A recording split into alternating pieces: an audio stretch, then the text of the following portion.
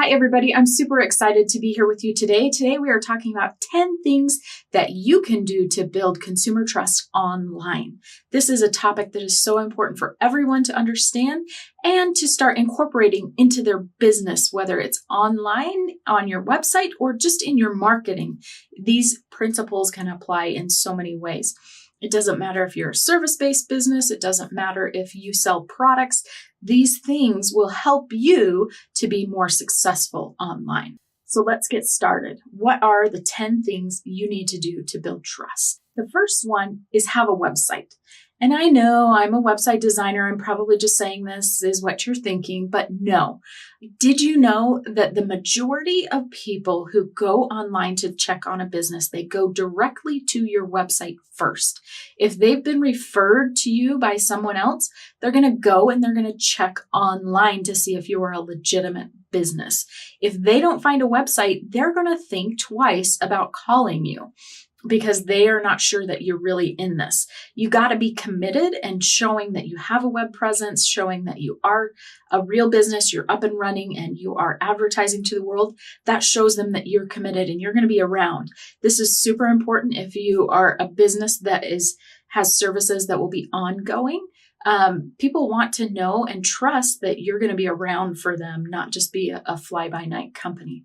A lot of website designers even really hurt themselves because they don't have a website that builds that trust. The next thing that you can do to build your online presence is gather testimonials. This is so important and so easy to do in today's online world. A couple of places that you can do this is through your Facebook page. I would definitely recommend, and we'll talk about that later, having a Facebook page and asking people for referrals. Go on and recommend you. Also, Google reviews. Those are great places. And just gather those testimonies yourself. Ask people to send you their feedback, how it was to work with you, so you can start marketing with that material in your proposals, in your online marketing, all over the place, to start showing other customers what it's like to work with you.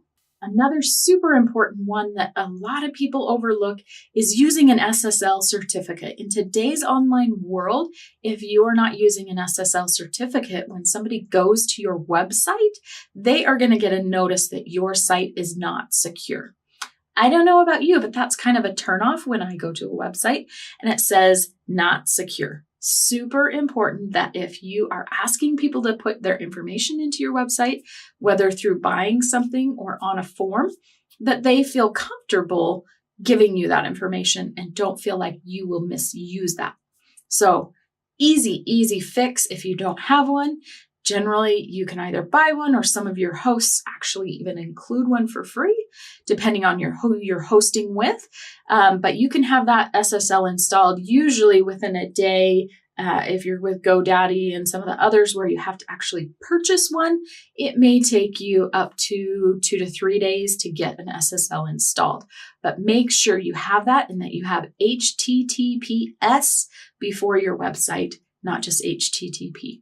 It encrypts people's information and makes them feel secure. Very important when you're building trust online. Some other things that you can do is use trust tools and icons on your website. That means using Visa, MasterCard symbols, also having lock icons as they're paying, maybe even having a money back guarantee, depending on what your product is, will help people feel safe and secure using your product, buying your product, knowing that you're going to stand behind it, and also that you're keeping their information safe. So again, you need to make sure you're using that SSL to actually encrypt it. Don't just put symbols that show that, actually do it, but then also give them some other symbols as they go that will make them feel good. That money back guarantee, that lock symbol as they're putting in their credit card information, and showing that you accept major credit cards. Those things really help. Another great way to build trust online is be active on social media. I know you don't want to be on everything, and that's okay, but be on a few. The big ones, the big guns, always have a LinkedIn profile, always have a Facebook profile. Pinterest is good. Instagram is good. Some of those others as well, but you don't have to be on everything. If you don't like Twitter, don't be on Twitter. If you don't like being on Instagram, don't be on Instagram. But be on some of the big guns, the Facebook, the LinkedIn, Pinterest if you can. If you're blogging, that's really important. That will help a lot.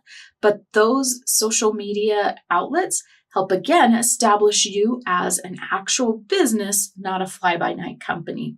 So make sure that you're on them in some way and regularly update. That's the other part of this. You can't just have a page. You have to actually use the page for people to feel like you're actually legitimate. I was talking to someone last night and they said they looked at a website and no updates, nothing new had come through since 2015.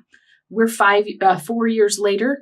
And if you haven't made updates, again, people are going to start to think that maybe you're not actively in business and they're going to wonder about doing business with you. So make sure that you're making some updates of some sort once a week, once a month, whatever your schedule is. Make sure you're doing some sort of updates. One of the next things that I really recommend is having quality content. I can't stress this enough to anyone, but especially online business owners. I know back in the days where people were telling you to blog, the big thing was just to throw junk out and get as many blogs up as possible.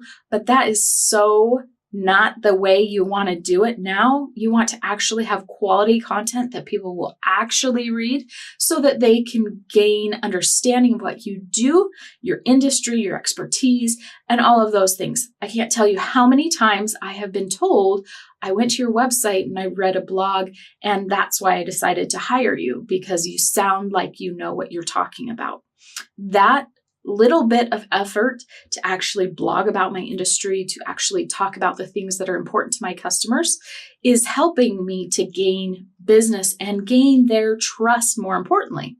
So if you are just throwing out junk blogs or just doing 100 or 200 word blogs or just a picture graphic, stop. It's not worth your time.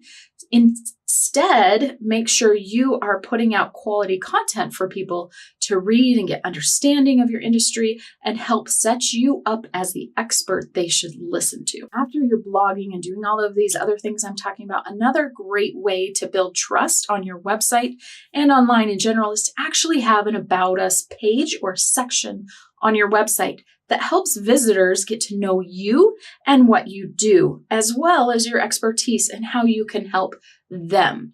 So I've seen a lot of about pages that have a 1 sentence or 2 sentence summary about who they are, and that just isn't enough online. I really recommend that you have a picture of your face, because people start to connect with you when they see you versus just an obscure person that's hiding behind the shadows.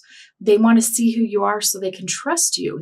If you don't look trustworthy, they're not likely to do business with you. But if you have a great headshot on your website, great photography showing you, you will again start to establish yourself as the expert. So have that About Us page and actually expand it to give them real information as to why you started your business, how you want to help them, all those kinds of things. A great example of an amazing About Us page is Amy Porterfield. I love her About Us page. It's fantastic. Also, Todd Herman. He has a great About Us page, and all of it is really geared towards you, the reader, and not necessarily just about him, but it gives you enough information that you feel comfortable working with him because you understand that, yes, he is the expert. This next tip is one that so many people overlook, and it is utterly important. When you go online to buy something from a company or to look for services, the last thing you want to be doing is hunting for a phone number, hunting for an email address, hunting for a way to contact a company. So I really recommend that on your website, you have your contact information either at the top or bottom of your website, and you have so many options for people to get in contact with you that they're never left wondering, how do I call her? How do I get in contact with them? Those things will help you make it so you have one-on-one access to be able to work with clients. If they're hunting for your phone number, they're most likely not going to call you. If you really want business and you want to do business online, you have to give information out. And that means doing business the real way, having a phone number, having an email address, having contact forms so people can get in contact with you easy. Don't try to hide it. I know so many companies that do this and it really hurts them in the end. If you don't want my phone, if you don't want my phone call, you really don't want my business, is how I feel about that. One of the last things that is super important when you're building trust online is to actually use colors in a way that will help build trust psychologically, let's say, behind the scenes without even really thinking about it. Think about banks. What colors do they use most often in their marketing? It's blue, right? That blue color psychologically inspires trust. And so they use that strategically to help you feel comfortable giving them your money to hold. And it's the same way with other businesses as well. If you use certain colors, you're going to drive people away. And if you use other colors, you're going to draw them in.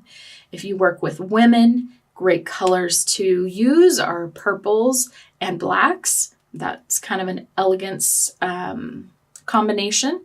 I wouldn't use hot pinks. I wouldn't use certain colors based on what your industry is. So if you want to build trust and inspire people to work with you, make sure you check out color psychology. And I will do a whole video about that for you so that you can understand what colors are great for what industries, where on your website, and more of the color psychology behind it. But start thinking about color psychology and why certain colors are better for your industry, your branding than others. Now, the last thing I want you to think about is under-promising and over-delivering.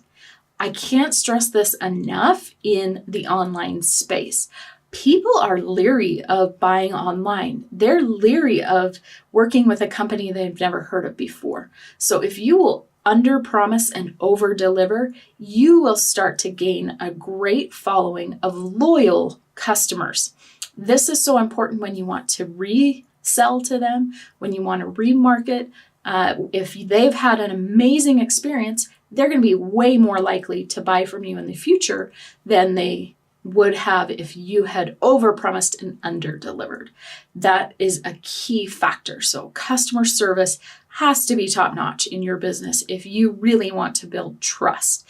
They have to know that when you promise them that you're going to do a certain thing, that you're going to come through for them. If you will start to incorporate these things and make sure your customer service is also top-notch, you are going to build that loyal following, and that loyal following will buy from you again and again and again and again. Great ways to do this is good follow-up and good communication. Over-communicate with people. They would rather you over-communicated than under-communicated. If you're selling a program online, welcome them right away. Tell them where to log in. Don't send them 50 million emails a day, but send them the information that they need to get started and know what to expect next from you. I had a conversation with someone about someone else's program, and I won't call them out on who it was, but they had a program and they had ways for you to sign up for one-on-one coaching calls.